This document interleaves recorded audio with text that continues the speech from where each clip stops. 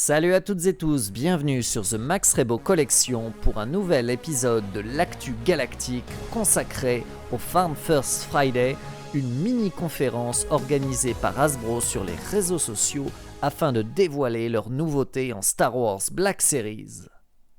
Et on commence ce débrief par un duo pack de chasseurs de primes, hommage au 40e anniversaire de l'Empire contre-attaque, Zuckuss et Forlom, qui bénéficient chacun d'un sublime blister vintage. Et pour l'anecdote, Hasbro, dans ses blisters, reprend la célèbre erreur qu'avait faite Kenner à l'époque, qui en 1980 avait inversé le nom des deux Bounty Hunters. Les figurines sont donc des Repents, portent chacun le nom de l'autre, et ce sublime pack coûterait dans les $50, sortie prévue cet été. On a ensuite un magnifique Clone Trooper Phase 2, The Clone Wars, qui bénéficie d'une nouvelle sculpture, de nouvelles articulations et de couleur grise des garnisons de Kamino. Il devrait être dans les $20, comptez plus 25 en France, et dispo cet automne. Tout comme cette nouvelle version du Stormtrooper, qui bénéficie là encore d'une nouvelle sculpture et qui est étiqueté par Hasbro comme un Stormtrooper de la série The Mandalorian. Pas un Raymond Stormtrooper. Après ces troopers, place à un nouveau Luke Skywalker. Oui, encore un nouveau Luke Skywalker après la version pilote de Snowspeeder Hot, la version Bespin. Voici donc la version Dagobah. Il s'agit d'une figurine deluxe qui succédera au Prop Droid et sortira cet automne. Il coûtera ce pack aux alentours de $45, plus 50-60 en France. La figue est super articulée, bénéficie d'une head sculpt convaincante et en accessoire d'un Yoda. J'ai l'impression qu'il s'agit du Yoda de la gamme Archive, avec un beau travail de peinture. Cet été sortira également une nouvelle figurine Carbonize consacrée à Dark Vador.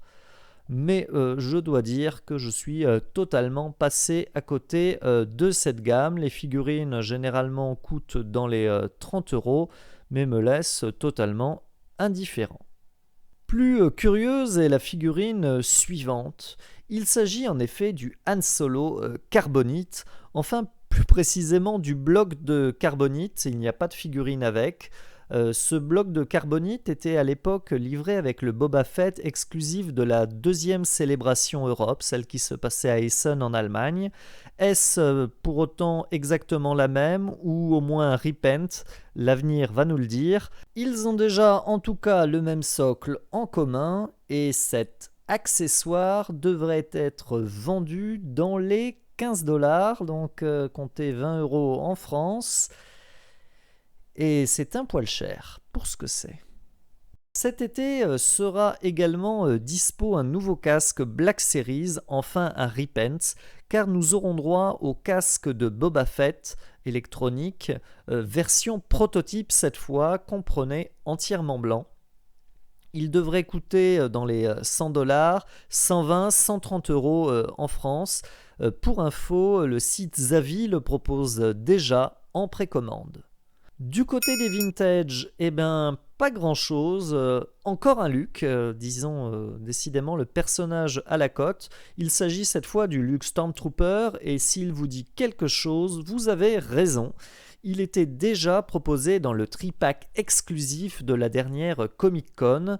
Et donc on a d'abord eu droit à la version Luke Blister, le Luke Pilote en blister. Bientôt sortira le Luke Jedi et enfin en blister sortira également le Luke Stormtrooper. La boucle est bouclée. Serait-ce le chant du cygne de la gamme? On se le demande sincèrement. Et plus insolite, on a droit à Monopoly The Child. Décidément, on rentabilise vivement le Cluedo et le Docteur Maboul. LOL.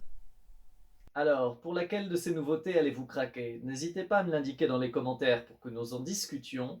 Et je vous souhaite, par ailleurs, un excellent Star Wars Day.